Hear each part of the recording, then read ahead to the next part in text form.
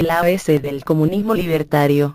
Capítulo 8. Justicia no, amigo mío, es terrible tener que admitirlo, pero no hay justicia en el mundo. Peor aún, no puede haber justicia mientras vivamos bajo condiciones que permitan que una persona se aproveche de las necesidades de otra, que saque beneficios de ello y que explote a su semejante. No puede haber justicia mientras un hombre sea gobernado por otro, mientras uno tenga la autoridad y el poder de forzar a otro contra su voluntad. No puede haber justicia entre amo y criado. Ni igualdad. Justicia e igualdad solamente pueden existir entre iguales. ¿Podemos decir que el pobre barrendero y Morgan son socialmente iguales? 3. ¿Y la lavandera y Lady Astor? 4. Hagamos que Lady Astor y la lavandera entren en cualquier lugar, privado o público. ¿Serán recibidas y tratadas igual? Simplemente sus ropas determinarán las respectivas bienvenidas, ya que sus vestidos, en las presentes circunstancias, indican la diferente posición social de las dos, su situación en la vida, sus influencias y sus riquezas. Puede que la lavandera haya trabajado duramente durante toda su vida, puede que haya sido el miembro más laborioso y útil de la comunidad. Puede ser que la señora no haya trabajado en su vida, puede ser que nunca haya sido útil en lo más mínimo a la sociedad. Pero será la rica dama quien será bien recibida y a quien se preferirá. He escogido este ejemplo casero porque simboliza todo el carácter de nuestra sociedad, de toda nuestra civilización. Es el dinero y la influencia y la autoridad que trae aparejadas consigo, lo único que cuenta en el mundo. No hay justicia, sino posesión. Jean-Pierre Pont Morgan, 1837-1913, empresario, banquero, filántropo y coleccionista de arte americano que dominó las finanzas corporativas y la consolidación industrial de su época. Nancy Beecher Langhorne, vizcondesa de Astor. Amplía este ejemplo hasta englobar en él tu propia vida y hallarás que justicia e igualdad son palabras huecas, mentiras con las que te adoctrinan, mientras dinero y poder son verdaderos, reales. Sin embargo, hay un profundo sentimiento de justicia en el género humano, y tu mejor naturaleza se resiente siempre que se comete una injusticia con alguien. Te sientes ultrajado y te indignas por ello porque todos nosotros tenemos una instintiva simpatía hacia nuestro semejante, pues por naturaleza y hábito somos seres sociales. Pero cuando tus intereses o tu seguridad se ven amenazados actúas siempre de diferente forma y tus sentimientos son distintos. Suponte que ves como tu hermano perjudica a un extraño. Le llamarás la atención, lo reprenderás por ello. Cuando ves que tu jefe comete una injusticia con otro obrero como tú, también te ves agraviado y deseas protestar. Pero probablemente evitarás expresar tus sentimientos, porque podrías perder el trabajo o caer en desgracia con tu jefe. Tus intereses suprimen el mejor impulso de tu naturaleza. Tu dependencia de un jefe y su poder económico sobre ti, influyen sobre tu conducta. Suponte que ves a alguien apaleando y pateando a otro cuando yace en el suelo. Pueden ambos serte extraños, pero si no le tienes miedo al agresor lo combinarás a que deje de patear al sujeto que está tendido. Pero cuando ves que el policía hace lo mismo con un ciudadano, te lo pensarás más de 2 veces antes de intervenir, porque podría apalearte a ti también y arrestarlos a los dos. Él tiene autoridad. El primer agresor, que no tiene autoridad y que sabe que cualquiera podría interponerse cuando actúa injustamente, será, por lo general, cuidadoso con lo que está haciendo. El policía, que está investido de alguna autoridad y que sabe que existen pocas probabilidades de que nadie se le interponga, actuará injustamente a placer. Aún en este sencillo ejemplo, puedes observar el efecto de la autoridad, sus efectos sobre aquel que la posee y sobre aquellos contra los que se ejerce. La autoridad tiene tendencia a hacer de quien la posee alguien injusto y arbitrario, también convierte a quienes la consienten en desatentos, subordinados y serviles. La autoridad corrompe a quien la detenta e envilece a sus víctimas. Si esto es verdad para las más sencillas relaciones de convivencia, cuanto más no lo será en el campo más amplio de nuestra vida política, industrial y social. Hemos visto cómo el depender económicamente de tu jefe afectará a tus acciones. De modo semejante se verán afectados los actos de otros que también dependen de él y de su buena voluntad, siempre y cuando no estén sobre aviso y claramente decididos a no dejarse influenciar. ¿Y el jefe? ¿No estará, también, influenciado por sus intereses? Sus simpatías, su actitud y su conducta, ¿no serán el resultado de sus intereses particulares? De hecho, todo el mundo está controlado, en general, por sus intereses. Hablo de la naturaleza humana ordinaria, del hombre medio. Aquí y allá encontrarás casos que parecen excepcionales. Una gran idea, o un ideal, por ejemplo, pueden arraigar de tal forma en una persona que ésta le dedique su vida entera y, a veces, le ofrenda incluso esta. En tal circunstancia podría parecer como si el hombre actuase contra sus propios intereses. Pensar así es un error, ya que es solo una apariencia. Porque, en realidad, la idea o el ideal por los que el hombre vivió y dio su vida eran su interés principal. La única diferencia es que el idealista halla su máximo interés en vivir por alguna idea, mientras el más poderoso interés del hombre medio es continuar en el mundo y vivir confortablemente y en paz. Pero ambos casos están controlados por sus intereses dominantes. Los intereses de cada hombre difieren, pero nos asemejamos en que cada uno de nosotros siente, piensa y actúa en concordancia a su interés particular, al concepto que de sus intereses tiene. Ahora, ¿puedes esperar que tu jefe sienta y obre en contra de sus intereses? ¿Puedes esperar que el capitalista se deje guiar por los intereses de sus empleados? ¿Puedes pretender que los que más poseen encaminen sus negocios atentos a los intereses de los que menos poseen? Hemos visto que los intereses de patrón y empleado difieren, tanto que se oponen los unos a los otros. ¿Puede haber justicia entre ellos? Justicia significa que cada uno obtiene lo que se le debe. ¿Puede el trabajador haber cumplido su derecho a hallar justicia en la sociedad capitalista? Si así fuera, el capitalismo no podría existir, porque entonces, tu patrón no podría obtener beneficios de tu esfuerzo. Si el obrero obtuviese lo que se le adeuda, los géneros que produce a su equivalente, ¿de dónde saldrían las ganancias del capitalista? Si al trabajo perteneciese la riqueza que produce, no habría capitalismo.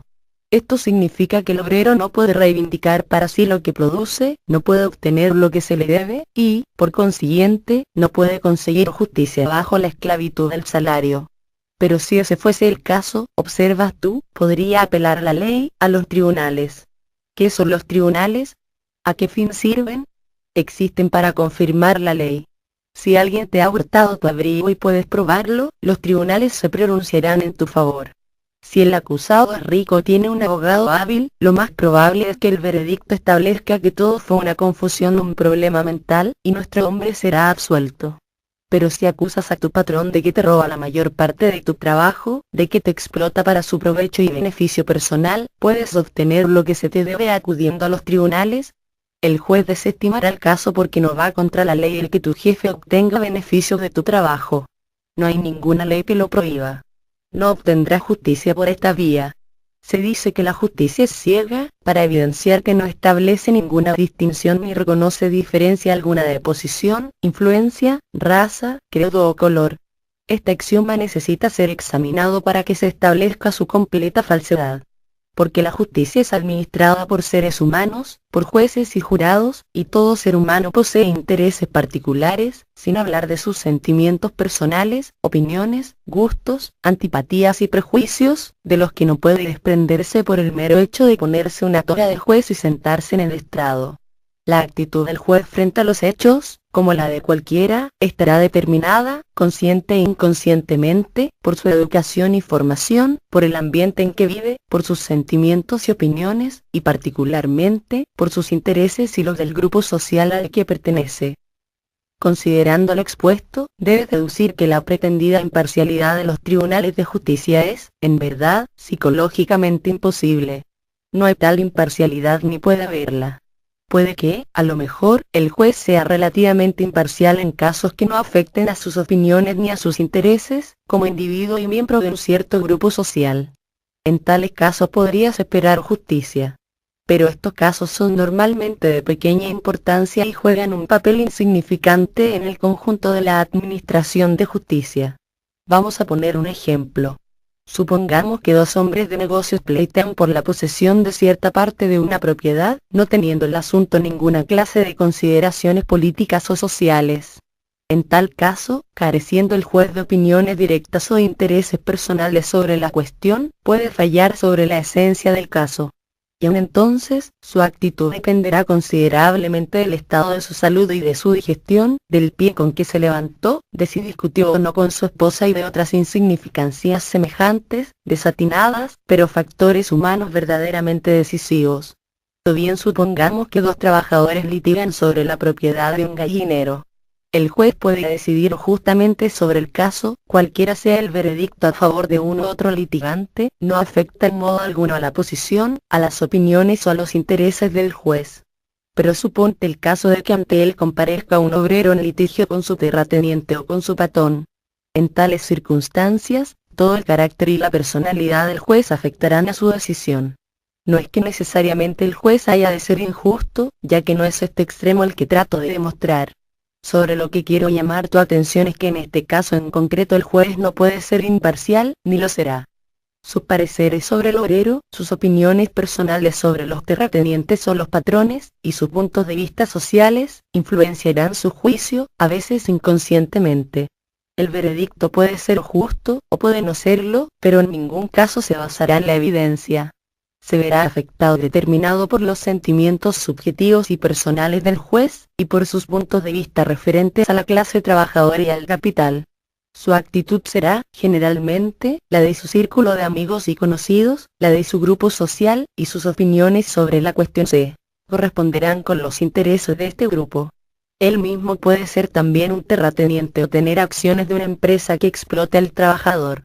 Consciente o inconscientemente, la perspectiva del tribunal tomará el color de las opiniones y prejuicios del juez, y su veredicto será el resultado de estos.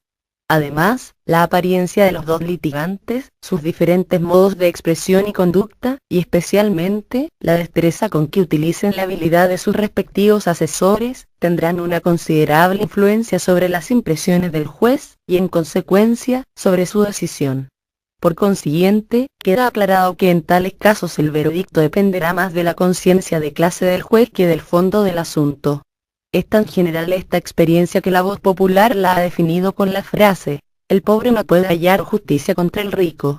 Pueden darse excepciones, ahora y siempre, pero lo dicho es generalmente verdad y no puede ser de otro modo en tanto esté dividida la sociedad en clases diferentes con intereses distintos. Mientras esta situación perdure, la justicia tiene que ser partidista, justicia de clase, o sea, injusta en favor de una clase sobre otra. Puedes ver esto ilustrado todavía más claramente en los casos que implican cuestiones definidas, casos de la lucha de clases. Escoge, por ejemplo, el caso de una huelga de trabajadores contra una compañía o un rico patrón. ¿Al lado de quién hallarás a los jueces, a los tribunales?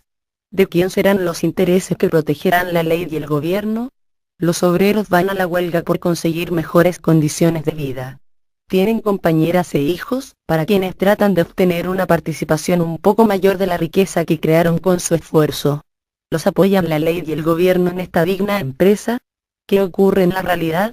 Cada rama del árbol del gobierno acude en auxilio del capital contra el trabajador. Los tribunales emitirán requerimientos judiciales contra los huelguistas, prohibirán formar piquetes o los harán inefectivos, no permitiendo que los huelguistas persuadan a los rompehuelgas para que no les quiten el pan de la boca, la policía golpeará y arrestará a los piquetes, los jueces les impondrán multas y rápidamente serán encarcelados. Toda la maquinaria del gobierno estará al servicio del capitalismo para romper la huelga, aplastar la organización, si es posible, y reducir a la obediencia a los obreros. Y a veces, el gobierno del Estado moviliza a la Guardia Nacional y el presidente lanza a la calle al ejército, todo en apoyo del capital y en contra de los trabajadores.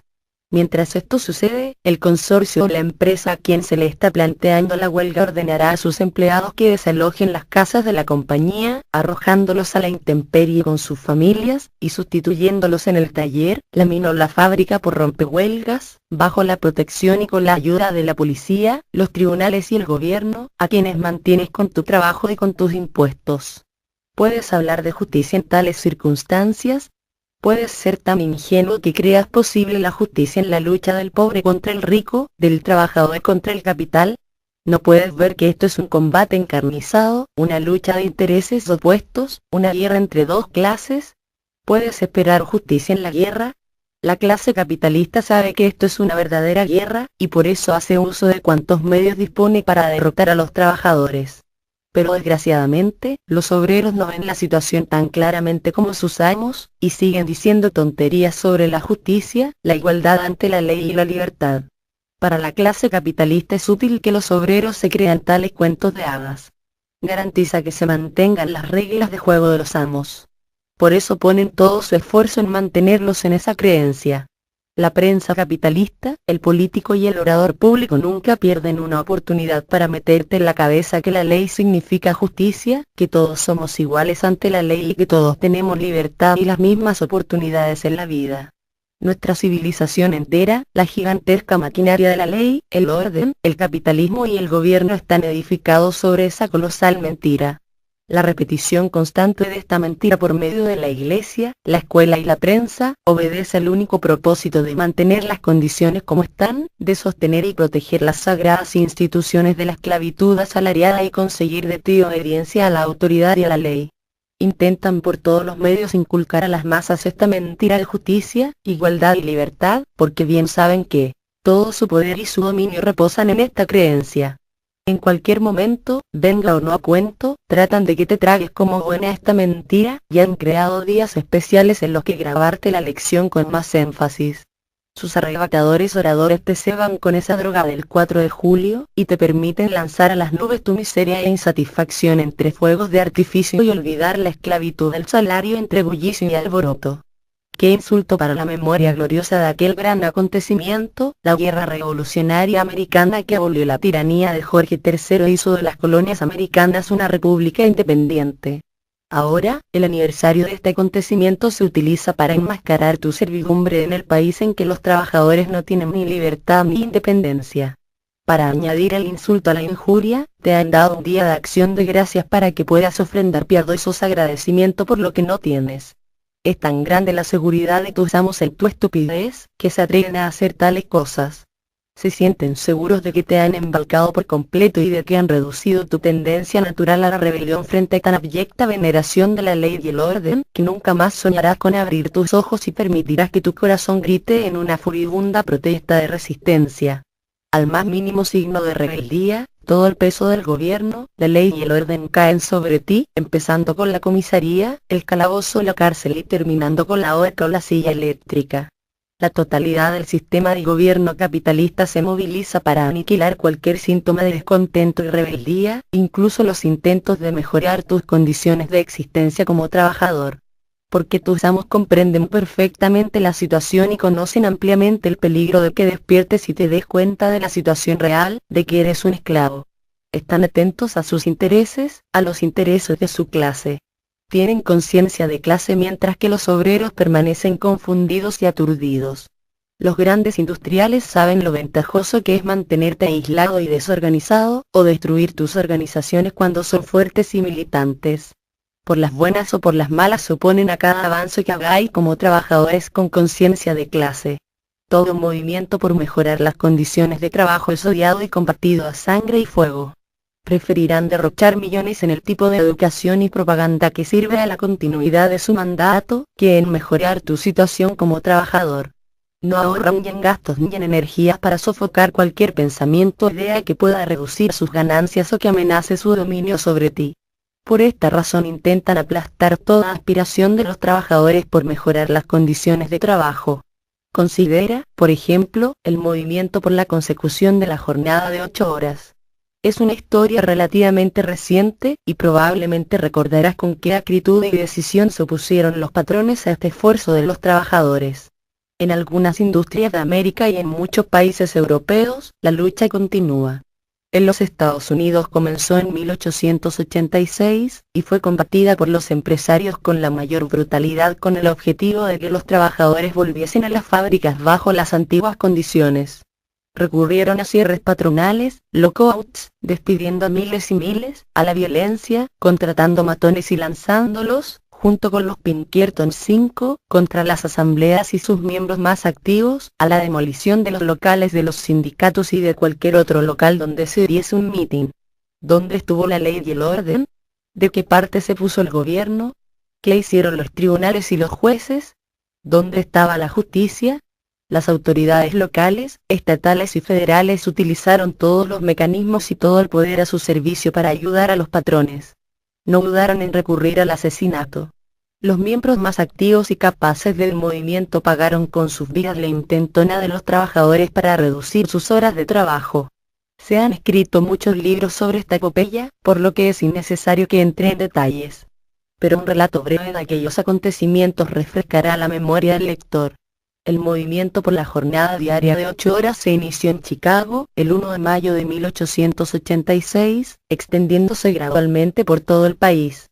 Sus comienzos estuvieron marcados por huelgas en la mayor parte de los grandes centros industriales. 25.000 trabajadores abandonaron sus tareas en Chicago el primer día de la huelga y en 2 días su número se duplicó. La Agencia Nacional de Detectives Pinkerton fue un servicio de seguridad privada de los Estados Unidos y una agencia de detectives fundada por Ian Pinkerton en 1850. Hacia el 4 de mayo, casi todos los trabajadores sindicados se habían sumado a la huelga. El brazo armado de la ley se lanzó inmediatamente en ayuda de los patrones. La prensa capitalista despotricaba contra los huelguistas y pedía contra ellos todo el plomo que fuese necesario. Inmediatamente se produjeron asaltos policiales a los mítines de los huelguistas. El ataque más virulento se produjo en las obras de Mr. Cormick, donde las condiciones de trabajo eran tan insoportables que los obreros se habían visto forzados a ir a la huelga ya en febrero. En este lugar, la policía y los Pinkerton dispararon sobre una asamblea de trabajadores, matando a 4 de ellos e hiriendo a una veintena más. Para protestar contra esta infamia se convocó un mitin en Haymarket Square para el 4 de mayo de 1886. Fue una asamblea ordenada, tal como hacían diariamente los obreros de Chicago. El alcalde de la ciudad, Carter Harrison, estaba presente. Escuchó varios discursos y entonces, según su posterior testimonio ante el tribunal, retornó al cuartel general de la policía para informar a su jefe de que el mitin se desarrollaba en orden. Se hacía tarde, eran alrededor de las 10 de la noche, pesadas nubes se cernían y aglutinaban sobre el cielo, amenazaba lluvia. La asamblea comenzó a dispersarse, hasta que solamente quedaron unos 200 oyentes. Entonces, súbitamente, un destacamento de 100 policías irrumpió en escena, comandado por el inspector de policía Gonfield. Se detuvieron frente a la tribuna de los oradores, desde la que Samuel Fielden hacía el resumen del mitin. El inspector ordenó a la asamblea que se dispersase. Fielden replicó: «Esto es una asamblea pacífica». Sin advertencia alguna, los policías se arrojaron sobre la gente, apaleando y aporreando sin piedad a hombres y mujeres. En ese instante, algo silbó, rasgando el aire. Hubo una explosión, como de una bomba, y 7 policías resultaron muertos y cerca de 60 heridos. Nunca pudo establecerse quién arrojó la bomba, y aún hoy se desconoce la identidad del hombre o hombres que la arrojaron. Tan brutalmente se habían comportado la policía y los Pinkerton con los huelguistas que no sería sorprendente que cualquiera expresase su protesta con un acto así. ¿Quién fue?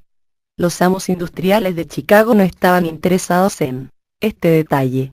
Estaban decididos a aplastar a los trabajadores rebeldes, a acabar con la campaña por las 8 horas y a ahogar la voz de los propagandistas obreros. Declararon abiertamente su resolución de dar a esos hombres una lección.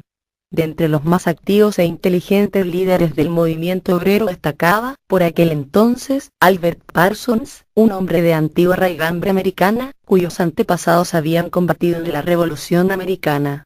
Unidos a él, en la agitación por la reducción de la jornada de trabajo, estaban Auguste Pies, Adolf Fischer, George Engel y Louis Lingo. Los intereses monetarios de Chicago y del estado de Illinois decidieron ir a por ellos. Su objetivo era castigar y aterrorizar al trabajador mediante el asesinato de sus líderes más entusiastas. El juicio de aquellos hombres fue la conspiración más infernal del capital contra los trabajadores que conoce la historia de América. El perjurio en las pruebas, el soborno del jurado y la venganza policial se combinaron para perderlos. Parsons, Spies, Fischer, Engel y Long fueron condenados a muerte. Link se suicidó en la cárcel, Samuel Fielden y Michael Schwartz fueron sentenciados a cadena perpetua, y Oscar Neal a 15 años. No se ha escenificado nunca una parodia de la justicia más colosal que el juicio de esos hombres, conocidos como los anarquistas de Chicago. Que el veredicto fue un ultraje legal, puede juzgarlo por la decisión de John P. Altgeld, posteriormente gobernador de Illinois, quien tras revisar cuidadosamente el proceso, declaró que los hombres ejecutados y condenados a prisión habían sido víctimas de un complot de los empresarios, los tribunales y la policía.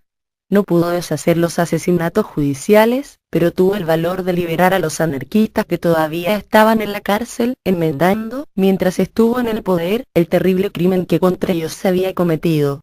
La venganza de los explotadores continuó hasta que pudieron castigar la valerosa conducta de Altgeld, eliminándolo de la vida política de América. La tragedia de Marquette, sobradamente conocida, demuestra de forma terminante la clase de justicia que los trabajadores pueden esperar de sus amos. Es una demostración del carácter de su justicia de clase y de los medios a los que recurrirán el capital y el gobierno para aplastar a los trabajadores. La historia del movimiento obrero norteamericano está llena de tales ejemplos. No es el propósito de esta obra revisar su gran cantidad, repartida en numerosos libros y publicaciones, a las cuales remito al lector que desee un conocimiento más íntimo del Gólgota del proletariado norteamericano. Los asesinatos judiciales de Chicago, aunque en menor escala, se repiten en cada lucha de los trabajadores.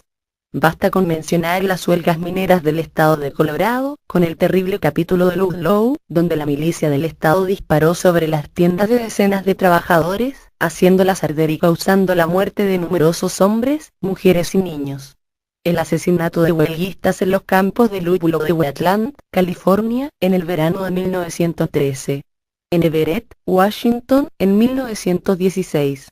En Tulsa, Oklahoma, en Kansas, en las minas de cobre de Montana y en numerosos lugares de todo el país. Nada despierta tanto el odio y la venganza de los amos, como el esfuerzo por iluminar a sus víctimas.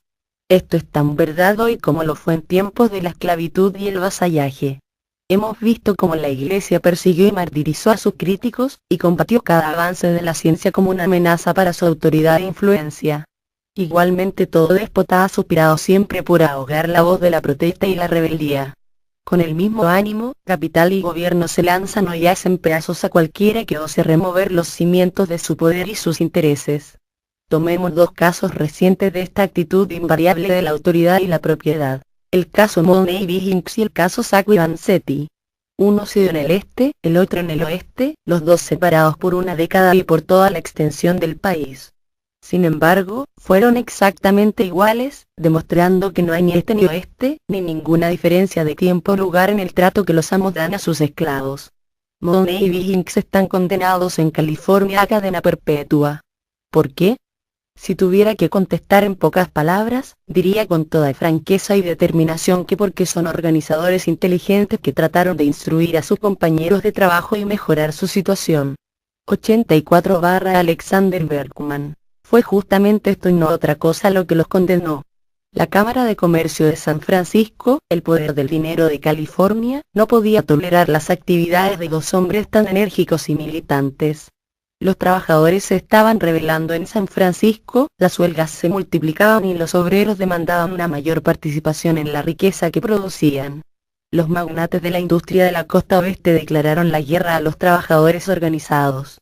Proclamaron el Open Shop 6 y su decisión de destruir los sindicatos. Era el primer paso para colocar a los trabajadores en una situación de indefensión y entonces, reducir los jornales. Su odio y persecución se dirigió, ante todo, contra los trabajadores más activos. Tom Money había organizado a los tranviarios de San Francisco, un crimen que la compañía no podía perdonarle. Money, junto con Warren B. Hinks y otros obreros, habían actuado también en numerosas huelgas. Eran conocidos y admirados por su devoción a la causa del sindicato. Esto fue suficiente para que los patrones y la Cámara de Comercio de San Francisco tratasen de quitárselos de en medio.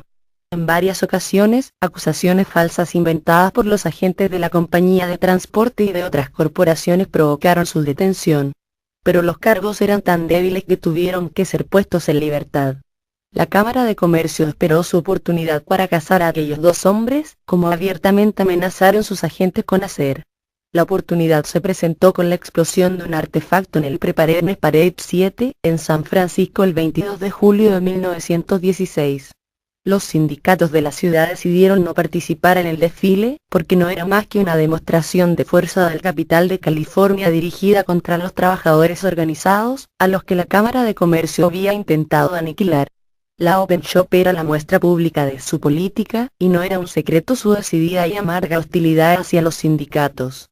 Nunca se ha descubierto quién colocó la máquina infernal práctica laboral que se realiza en los Estados Unidos, por la que se puede contratar a trabajadores, con independencia de si están afiliados o no a un determinado sindicato. Desfile en honor a los preparativos bélicos para la entrada en guerra de los Estados Unidos. explotó durante el desfile, pero la policía de San Francisco jamás hizo serios esfuerzos por encontrarlo a los responsables. Inmediatamente después del trágico incidente, Thomas Mooney y su esposa Rena fueron detenidos, como también Warren Billings, Edward D. Nolan, miembro del sindicato de maquinistas, y Weinberg, del sindicato de conductores. El caso de Billings y Mooney fue uno de los mayores escándalos en la historia de los tribunales de justicia de América. Los testigos del Estado eran perjuros declarados, sobornados y amenazados por la policía para dar falso testimonio. La prueba que demostraba la completa inocencia de Mooney y Billings omitió. Mooney fue acusado de haber colocado la máquina infernal. En el momento de la explosión estaba con unos amigos sobre el tejado de una casa, a 1,5 millas del lugar de la explosión. Una fotografía tomada por una compañía cinematográfica durante el desfile muestra con toda claridad a Mooney sobre el tejado, y detrás, al fondo, un reloj que indicaba 2:02 h de la tarde. La explosión se produjo a las 2:06 h, por lo que habría sido imposible para Mooney estar en ambos sitios casi al mismo tiempo. Pero no era una cuestión de evidencias, de culpabilidad o inocencia. Tom Mooney era odiado ferozmente por determinados intereses de San Francisco. Había que quitarlo de en medio. Mooney y Billings fueron condenados, el primero a muerte y el segundo a cadena perpetua. La ultrajante forma en que se produjo el juicio, el evidente perjurio de los testigos del Estado, y la mano en la sombra de los fabricantes, claramente visible tras la acusación, sublevaron al país. El asunto terminó por llegar al Congreso. Este pasó una resolución al Departamento de Trabajo ordenando que se investigase el caso. El informe del comisionado John B. Densmore, enviado a este propósito a San Francisco, expuso la conspiración para colgar a Mooney como uno de los métodos que empleó la Cámara de Comercio para destruir la Organización de los Trabajadores de California. Desde ese momento, la mayor parte de los testigos, no habiendo recibido la recompensa ofrecida, confesaron haber jurado en falso instigados por Charles M. Fickert, por entonces fiscal del distrito de San Francisco y conocido instrumento de la Cámara de Comercio. Draper Aud y R. W. Smith, oficiales de policía de la ciudad, declararon bajo juramento que la prueba contra Mooney y Billings fue preparada de principio a fin por el fiscal del distrito, y sus testigos sobornados y escogidos entre la más baja escoria de la costa oeste. El caso Mooney y Billings atrajo la atención nacional e internacional. El presidente Wilson se vio inducido a llamar 2 veces al orden al gobernador de California, pidiendo una revisión de la causa. La sentencia a la última pena de Mooney fue conmutada por prisión perpetua, pero no se hizo ningún esfuerzo para asegurarle a Mooney un nuevo juicio. Los poderes monetarios de California querían que Mooney y Billings siguieran encarcelados. La Corte Suprema del Estado se negó constantemente por cuestiones de forma a revisar los testimonios del juicio, cuyo carácter se convirtió en proverbial en toda California. Todos los jurados que sobreviven han declarado que, si los verdaderos hechos del caso hubieran llegado a su conocimiento durante el juicio, de ningún modo hubiesen condenado a Mooney. Hasta el juez Fraser, que presidió el juicio, ha pedido el perdón de Mooney en similares términos. Tom Mooney y Warren Billings todavía permanecen en presidio. La Cámara de Comercio de California está decidida a mantenerlos allí, y su poder es supremo ante tribunales y gobiernos. ¿Puedes hablar aún de justicia? ¿Crees posible la justicia para los trabajadores en el reinado del capitalismo? Los asesinatos judiciales de los anarquistas de Chicago acaecieron hace muchos años, en 1887. Mucho tiempo ha transcurrido, también, desde el caso Mooney y Billings, en 1916-17. Este último, sin embargo, sucedió muy lejos, en la costa del Pacífico, en tiempos de la psicosis de la guerra. Tan enorme injusticia pudo darse solamente en aquellos días, podrías decir, y hoy difícilmente se repetiría. Lleguemos, entonces, a nuestros días, al verdadero corazón de América, a la orgullosa sede de la cultura, a Boston, Massachusetts. Aproximadamente 1,6 km. Basta mencionar Boston para evocar la imagen de 2 proletarios, Nicolás Sacco y Bartolomeo Vanzetti.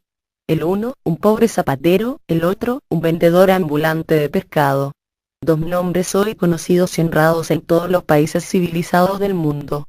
Mártires de la humanidad, si alguna vez existió alguno. 2 hombres que entregaron sus vidas por su devoción al género humano, por su lealtad al ideal de una clase trabajadora emancipada y libre. 2 hombres inocentes que soportaron con valor la tortura durante 7 largos años, y que afrontaron su terrible muerte con una serenidad de espíritu raramente igualada por los más grandes mártires de todos los tiempos. La historia del asesinato judicial de 2 hombres nobles, el crimen de Massachusetts, que ni será olvidado ni perdonado mientras el Estado exista, está demasiado fresco en la memoria de cualquiera para que necesite recapitulación aquí. ¿Pero por qué tuvieron que morir Sacco y Vanzetti? Esta pregunta es de la máxima importancia, y nos lleva directamente al quid de la cuestión. Piensa que si Sacco y Vanzetti hubiesen sido precisamente un par de criminales, como la acusación trató de hacer creer, habría existido esa despiadada determinación de ejecutarlos frente a las apelaciones, los alegatos y las protestas del mundo entero. O si hubiesen sido plutócratas culpables de asesinato, sin que hubiera otra cuestión en el caso, hubieran sido ejecutados. ¿No habrían permitido la apelación a los tribunales superiores de Estado? ¿Se hubiera negado a considerar el caso la Corte Suprema Federal? ¿Has oído a menudo de tipos ricos que asesinan a un hombre, o de hijos de padres adinerados condenados por asesinato en primer grado? ¿Pero me puedes nombrar uno solo de entre ellos que haya sido ejecutado en los Estados Unidos? ¿Descubrirás alguno en prisión todavía? ¿No alega siempre la ley excusas de locura transitoria, de arrebato y obcecación, de irresponsabilidad legal en todos los casos de hombres ricos convictos de crimen? Pero incluso si Sacco y Vanzetti hubiesen sido delincuentes comunes sentenciados a muerte, no hubiesen conseguido para ellos clemencia las apelaciones de hombres prominentes de todos los estadios de la vida, de sociedades caritativas, y de cientos de miles de amigos y simpatizantes. No hubiera tenido como resultado la duda de su culpabilidad, expresada por las autoridades legales supremas, un nuevo juicio, una revisión de los antiguos testimonios y la consideración de nuevas evidencias en su favor. ¿Por qué se les rehusó todo esto a Sacco y Vanzetti? Porque la ley y el orden, empezando por la policía local y los detectives federales, continuando por el juez confesadamente parcial, por toda la Corte Suprema del Estado, el gobernador y terminando por la Corte Suprema Federal mostró tal decisión para enviarlos a la silla eléctrica? Porque Sacco y Vanzetti eran peligrosos para los intereses del capital. Estos hombres expresaban la disconformidad de los trabajadores con su situación servil. Ellos expresaban conscientemente los más íntimos sentimientos inconscientes de los obreros. Porque eran hombres con conciencia de clase, anarquistas, significaban una mayor amenaza para la seguridad del capitalismo que todo un ejército de huelguistas no conscientes de los verdaderos objetivos de la lucha de clases. Saben los amos que cuando vas a la huelga solo reclamas una mayor paga o menos horas de trabajo. Pero la lucha con conciencia de clase de los trabajadores contra el capital es algo mucho más serio. Significa la entera abolición del sistema del salario y la liberación del trabajo del yugo capitalista. Puedes comprender rápidamente por qué los amos vieron en hombres como Sacco y Vanzetti un peligro mayor que en la más colosal huelga por la mejora de las condiciones de vida en el marco del sistema capitalista. Sacco y Vanzetti amenazaban toda la estructura del capitalismo y del gobierno. No como 2 simples proletarios, no como individuos, sino como representantes del espíritu de rebelión consciente contra las condiciones de explotación y de opresión. Es este espíritu el que el capitalismo y el gobierno intentaron asesinar en la persona de estos 2 hombres. Y para matar este espíritu y al movimiento de emancipación de los trabajadores quisieron sembrar el terror en los corazones de todos los que podían pensar y sentir como Sacco y Vanzetti. Castigar a aquellos 2 hombres intimidaría a los trabajadores y los mantendría al margen del movimiento proletario. Y es por esta razón por lo que ni los tribunales ni el gobierno de Massachusetts pudieron ser inducidos a permitir a Sacco y Vanzetti un nuevo juicio. Existía el peligro de que fueran absueltos en un contexto social de creciente sentido de la justicia. Se corría el riesgo de que el complot para asesinarlos saliese a la luz. Es por esto por lo que los jueces de la Corte Suprema Federal, al igual que los de la Corte Federal del Estado de Massachusetts, denegaron las peticiones de nuevo juicio pese a evidencias recientes de gran importancia. También por esta razón no intercedió en el asunto el presidente de los Estados Unidos, pese a tener el deber, tanto moral como legal, de mediar en el caso. Deber moral, en interés de la justicia. Obligación legal, porque como presidente había jurado defender la Constitución que garantiza a todo el mundo un tribunal imparcial, lo que no obtuvieron Sacco y Vanzetti. El presidente Coolidge tenía los suficientes precedentes para intervenir en favor de la justicia, el más notable, el ejemplo de Woodrow Wilson en el caso de Money. Pero Coolidge no tenía el coraje para hacer eso, al ser un completo lacayo de los grandes intereses. No hay duda de que el caso Sacco y Vanzetti fue considerado incluso de mayor importancia y con mayor significado de clase que el de Money. De cualquier forma, el gobierno y el capital estaban de acuerdo en su resolución de sostener a toda costa los tribunales de Massachusetts y sacrificar a Nicholas Sacco y Bartolomeo Vanzetti. No hubo por tanto ni apelación ni nuevo tribunal, tan solo un despacho oficial a puerta cerrada en la mansión del gobernador, una vista realizada por hombres cuya lealtad a la clase dominante estaba más allá de toda sospecha. Hombres que por su formación y su educación, y por tradición e intereses estaban destinados a sostener a los tribunales y a limpiar el veredicto de Sacco y Vanzetti de toda imputación de justicia de clase. Por ello Sacco y Vanzetti tenían que morir. El gobernador de Massachusetts, Fouquier, pronunció la última palabra de sus sentencias. Hasta el último instante, millares de personas habían esperado que el gobernador retrocediera y no se ejecutara este asesinato a sangre fría. Pero esta gente no sabían, o lo habían olvidado, que años antes, en 1919, este mismo Fouquier había declarado en el Congreso que todo radical, socialista, y o anarquista sería exterminado, esto es, que todos los que pretendiesen liberar a los trabajadores, serían asesinados. Podían esperar, razonablemente, que un hombre así fuese justo con dos anarquistas declarados como Sacco y Vanzetti. El gobernador Fouquier actuaba de acuerdo con sus opiniones, y defendiendo con su actitud sus intereses de miembro de la clase gobernante, con completa conciencia de clase.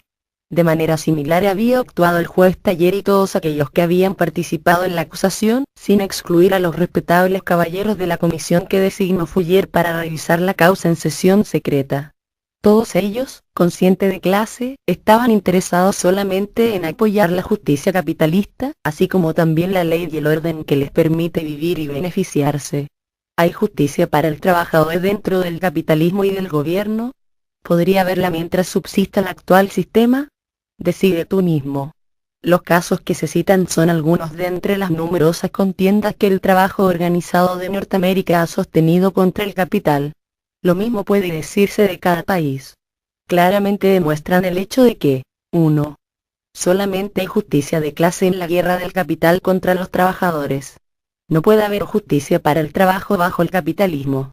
2. Ley y gobierno, lo mismo que las demás instituciones capitalistas, la prensa, la escuela, la iglesia, la policía y los tribunales, están siempre al servicio del capital y contra el trabajador, sean cuales fueren las circunstancias en un caso determinado. Capital y gobierno son gemelos con un interés común. 3. Capital y gobierno utilizarán cualquier medio para mantener al proletariado sojuzgado. Aterrorizarán a la clase trabajadora y asesinarán despiadadamente a sus miembros más inteligentes y abnegados. Industrial Workers of the World, más conocidos como WORLDs. Para más información véase Renshaw, Patrick. WORLDs. Historia de la Industrial Workers of the World. Tierra de Fuego, 2004.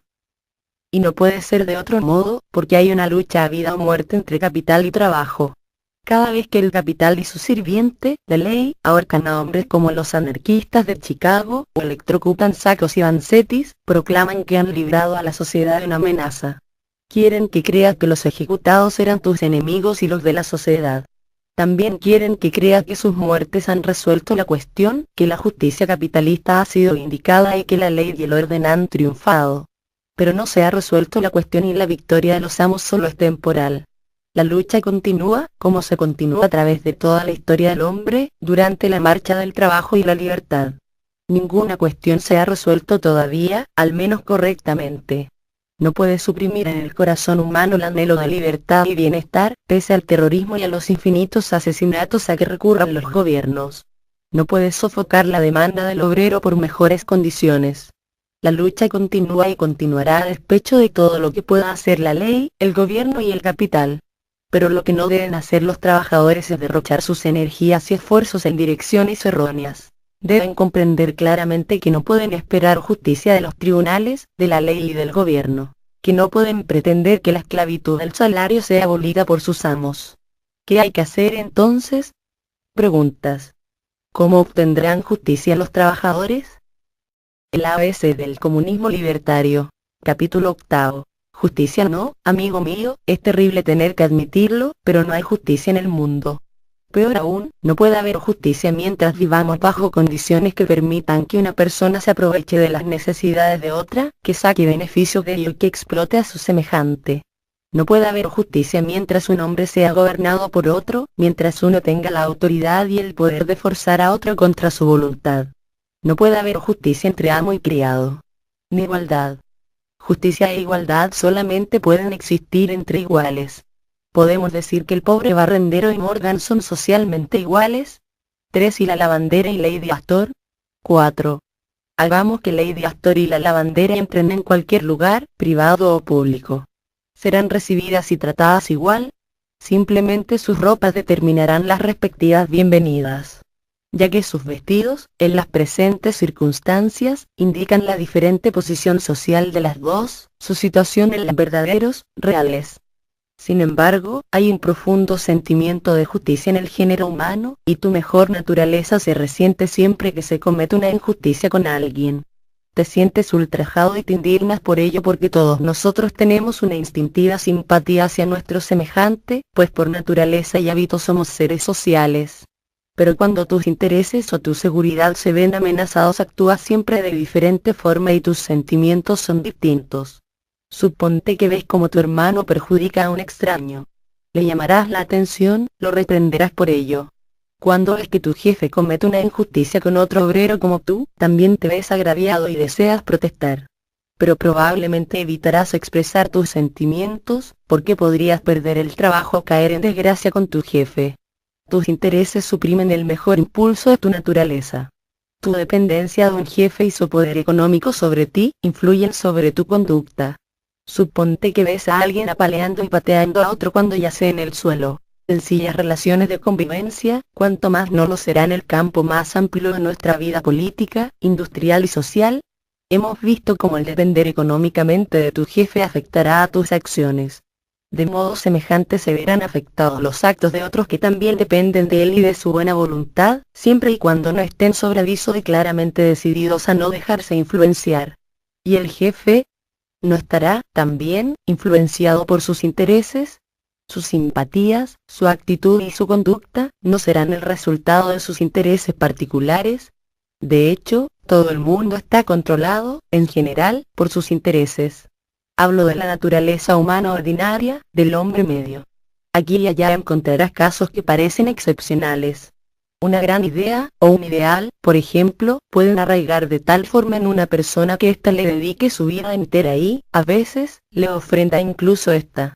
En tal circunstancia podría parecer como si el hombre actuase contra sus propios intereses. Pensarás, pueden ambos serte extraños, pero si no le tienes miedo al agresor lo combinarás a que deje de patear al sujeto que está tendido. Pero cuando ves que el policía hace lo mismo con un ciudadano, te lo pensarás más de 2 veces antes de intervenir, porque podría apalearte a ti también y arrestarlos a los dos. Él tiene autoridad. El primer agresor, que no tiene autoridad y que sabe que cualquiera podría interponerse cuando actúa injustamente, será, por lo general, cuidadoso con lo que está haciendo. El policía, que está investido de alguna autoridad y que sabe que existen pocas probabilidades de que nadie se le interponga, actuará injustamente a placer. Aún en este sencillo ejemplo, puedes observar el efecto de la autoridad, sus efectos sobre aquel que la posee y sobre aquellos contra los que se ejerce. La autoridad tiene tendencia a ser de quien la posee alguien injusto y arbitrario, también convierte a quienes la consienten en desatentos, subordinados y serviles. La autoridad corrompe a quien la detenta e envilece a sus víctimas. Si esto es verdad para las más sabidas, sus influencias y sus riquezas. Puede que la lavandera haya trabajado duramente durante toda su vida, puede que haya sido el miembro más laborioso y útil de la comunidad. Puede ser que la señora no haya trabajado en su vida, puede ser que nunca haya sido útil en lo más mínimo a la sociedad. Pero será la rica dama quien será bien recibida y a quien se preferirá. He escogido este ejemplo casero porque simboliza todo el carácter de nuestra sociedad, de toda nuestra civilización. Es el dinero y la influencia y la autoridad que trae aparejadas consigo, lo único que cuenta en el mundo. No hay justicia, sino posesión. Jean-Pierre Pont Morgan, 1837-1913, empresario, banquero, filántropo y coleccionista de arte americano que dominó las finanzas corporativas y la consolidación industrial de su época. Nancy Bitcherline Gorne, vizcondesa de Astor. Amplía este ejemplo hasta englobar en él tu propia vida y hallarás que justicia e igualdad son palabras huecas, mentiras con las que te adoctrinan, mientras dinero y poder son